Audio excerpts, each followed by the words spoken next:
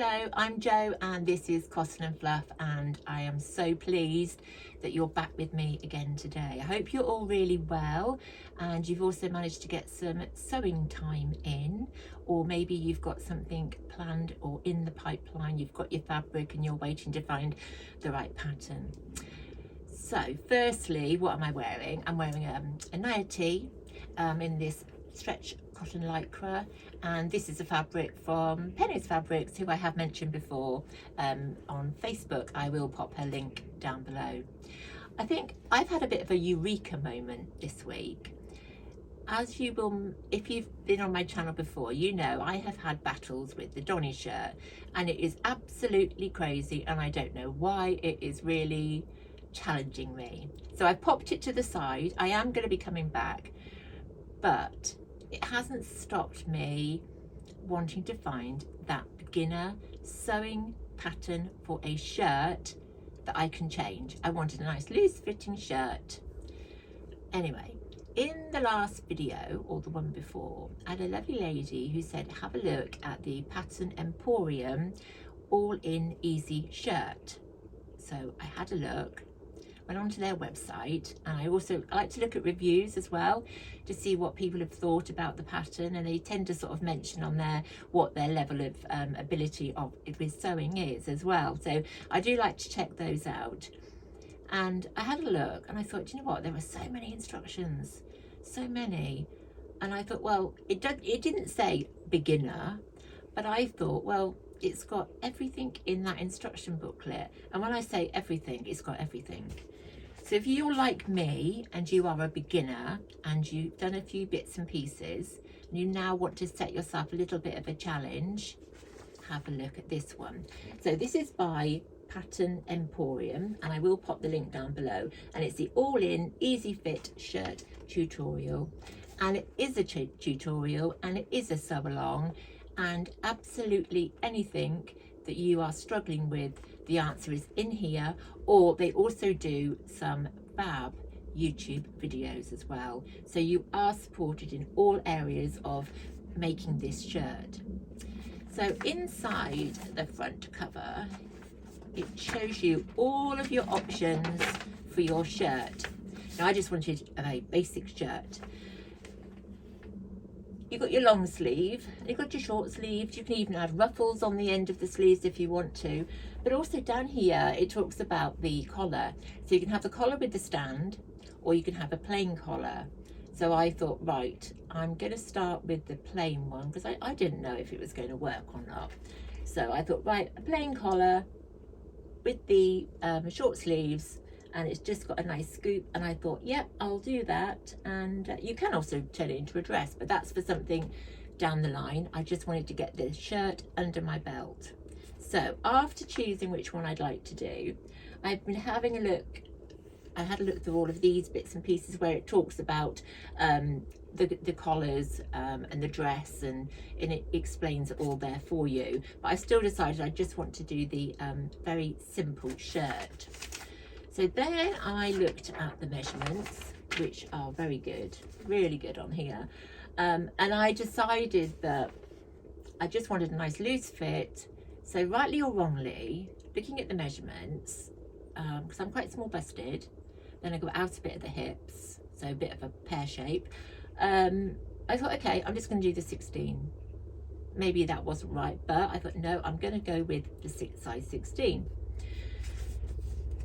Talks about how you can customize the fit as well, so you can grade it if you need a smaller bust going out to the hip like myself, but I knew that that was there for later on if I needed it. But so this time I was just following the pattern down the line, size 16.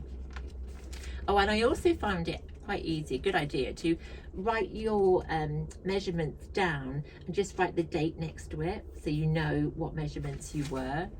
It's just a little tip. It talks about how to print out your pattern. It also talks about what you're going to be needing, and it talks about your sewing machine feet. And I don't know. Yeah, I love all the little sewing machine feet, but I don't know what they all do. They all look super cool. Obviously the buttonhole, I've had a go with that, and that's fine, got that off. But there were some other ones. Anyway, in here it talks about a blind hem foot. What's that for? So I looked in my the case for my sewing machine, and I found what I thought was exactly, it's slightly different, it's a different colour. Mine is silver all the way through, and what it's got like almost like a piece of metal that comes down in the middle of that foot, and that is your guideline. So this is for doing right on the very edge of your seam.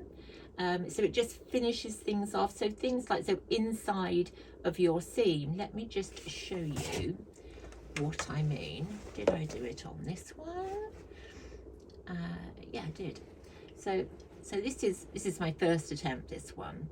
So when you're doing the placket down the front, and you'll be folding it over and you've got your stitching, what it will do, it helps you guide your stitching so it is nice and neat, and it's right on the edge of that fold, so it makes it nice and neat, no big bulky stitches. And it was really, and I thought, wow, I didn't know that. I really didn't know, and I thought that is going to be really, really useful. So check out your sewing machine feet and have a look. If you're not sure, take a photo of any feet that you not really sure what they are, and have a look on Google, or do it in the you know, with Google you can take a photo and it will tell you what they are. So maybe try that if you're not sure. If you haven't got your book, you might still have your book. If you have, dig it out and have a look, and it will tell you about it. Because I thought, yeah, we've got to try with everything we've got. And I must admit, I have steered away from my other feet in my sewing machine, but I do need to really have a look at them properly. But anyway, this shirt has helped me move on with my my feet. So yeah, so we've got that, and it talks about you need a buttonhole foot, which you should have with your machine. It talks about here, now I haven't done this, a 1/4 inch seam foot, and I haven't used that, but that is something for me to look at. And then it talks about a button foot, so if you want to actually use your machine to sew your button on. At this stage I'm quite happy just to sew them by hand, but obviously it would give you a much better finish if you did use your sewing machine to do it. That is something I need to try. Also tells you about your fabric requirements, and it doesn't take very much at all. So I went for the size 16, and I went for the short sleeve shirt, and it's telling me here I need 1.5 meters, so which I thought isn't a huge amount. So I decided for my first one I wanted to use something, not a calico. I wanted to really you know, make a shirt, but just in some reasonably priced fabric. So I wasn't going to be, if I mucked anything up, it didn't matter. But actually I think because it does make you more relaxed as you're sewing, it doesn't matter, because it really does help. So what I've done with this one, this was my first one, so this was the size 16, and it is too big, really big. Lovely to do. The sleeves are simple, and I like it. You've got the dipped hem, curved hem, and it sits nicely at the back, so it's quite nice if you like to have your bottom covered. So maybe if you were wearing leggings or something and you don't really like your bottom, you want to cover it up, we have got that option as well. So that's a nice finish. And the buttonholes, and I've just put some white pearly buttons on here. Now this is the size buttons that they recommended. I myself think they're too big, so next one I'm not going to be using the same size buttons. So it tells you how to do your buttonholes and how to test it out, how to practice first. So that was really cool and great to know. So here's the collar. So this is a simple collar with no stand. So the stand, you might have, if you have a look at some of your shirts, you might have some, and the stand, it goes between the bodice, the shoulder seams and the neck, and it just goes and it just lifts the collar up. So a little bit more structure if you need to. So but as I say, this one I went without. Now the other thing which I love doing, and I haven't done before, but this has taught me, at the back of the shirt you have two options. You can do what they call an inverted pleat or a box pleat. And in the book, let me find it here, and it shows you what they actually look like. Where is it? Let me find it. I should have had this ready for you, but I was just so excited when I did it, and I just thought, oh, that was super simple. Where are we? As I said, there are so many pictures in the book. It holds your hand all the way through. And let me find it. I still can't find it. Let me find it. Let me find it, and I'll find. Oh, call you back. Call you back? No. I'm back now. I found it. Typical. So this is where it talks about the pleats. So it shows you here. You've got the box pleat here, and it tells you where you need to sew, and then you've got the inverted pleat here. So now the first shirt I sewed in the pink gingham, I decided to do a box pleat. Can you see at the back? So you've got that bit there. So that was the box pleat there. And it came together so well. And when I think when I did it and I done my top stitching all the way across, I was just so chuffed, and I was really, it was just a little happy moment just for me, and I told the dogs all about it, so they were impressed too. So let me show you now. I'm just going to move on to the second shirt that I did in the smaller size. Let me just show you the back of this one. So this one is the inverted pleat, so that's here. Now between the two, I think I prefer the inverted pleat, but there's not a lot in it, and it's just nice to have the option and also be able to do it. So check that out if you do decide to have a look at this, or you want to just have a look to see whether or not you want to purchase the pattern. So that was really cool. So did all of that, and I think when I made this, I was putting aside quite a lot of time to do it. I cut all my pieces out, put them together. I wrote my markings on them so I knew what was what, and there isn't a massive amount of pieces, there really isn't, so there's nothing really to get you in a muddle and things up the right way. And also make sure you choose a fabric that is like got a non-directional print, because then you haven't got that to worry about piecing fabrics together, and you don't want to lose any. That's why I chose just this pink cotton gingham. So that was the size 16 in the longer. So I thought, right, I want to make another one, but I want to make it shorter. And I decided that, let's think, what have I got? So next step up, use some nicer fabric. What have I got left, or what have I got in my stash? And I remember, do you remember the bob pants by Starlark that I did in the red and the pink? So I remembered I had some of that fabric left over, and it was enough to make another shirt. But this one I did in the next size down, so this is in a 14. Still got the short sleeves, but because I didn't have that much fabric, it didn't really matter because I wanted to make it shorter. I've done a shorter length. So this one just sort of sits on the hips with, as I said to you before, the inverted pleat.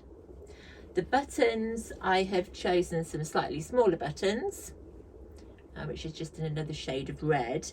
And I was really pleased with this, and as you'll see in the photos, I sort of think, oh, does it make it look as if I'm going to bed in my pyjamas with the top and the bottom? But actually, I thought, I don't care. So comfortable, and I've got a coordinating outfit now as well. So that was another big win, because I think that's the thing at the minute. I'm making lots of things in different colours. I need to work on plains, things to go with those items as well. So I'm having to sort of keep that in mind as well at the same time.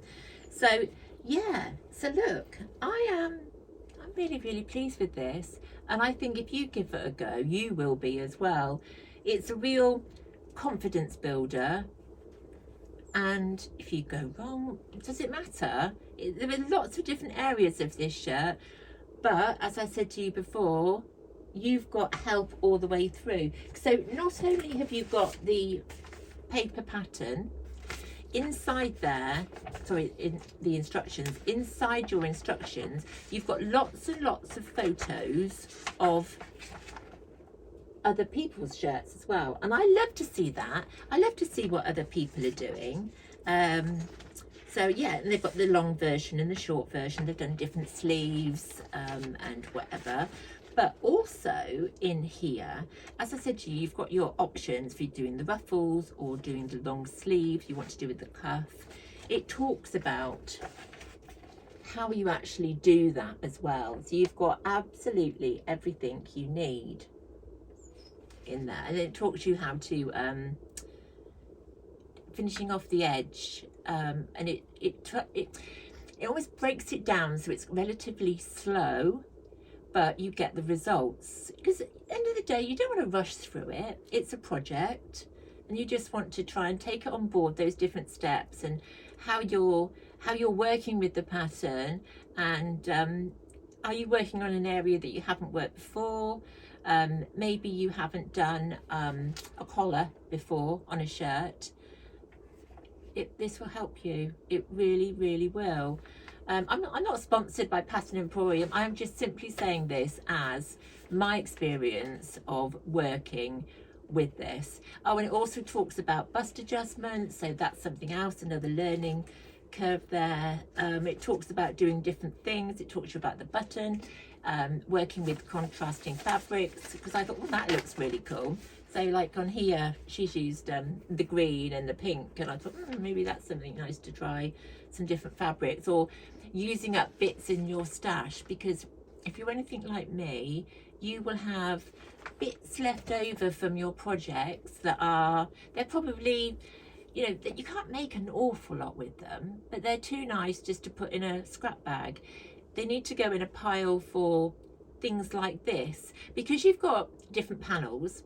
You can then make your shirt or whatever using your pieces and just cutting out certain pieces of pattern fabric in different colors and different patterns and different whatever. So yeah, so I just think you've got, this is definitely a pattern that if you buy it, it isn't just making a shirt, there's lots more to it.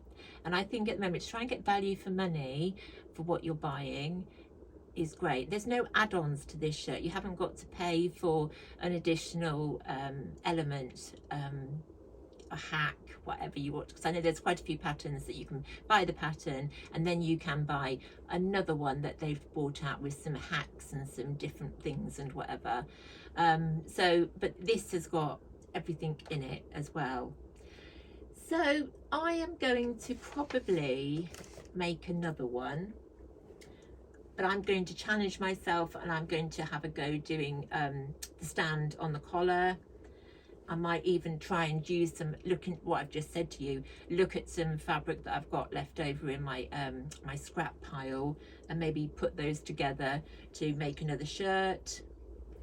I don't know, but that is definitely coming, and that is a real boost. So if you do need a boost and you're a little bit stuck in a rut, or you got a bit fed up with the pattern you've done before like me and it didn't go to plan, it didn't work, honestly, have a go at this. It really is fun to make and you've got so much in it. I think that is everything I've got to talk to you today about. I am in the process of making a dress. I'm not going to tell you anything about it actually. I hope it's going to look okay on me. I hope I don't look like a big tent or marquee in it, but fingers crossed it goes well, and I've got something really lovely to show you. I'm still working my way through it, but hopefully it won't be long. But thank you so much for joining me today, and if you want to make a shirt, check out the pattern. Thank you, you take care, and I will see you very, very soon. Bye.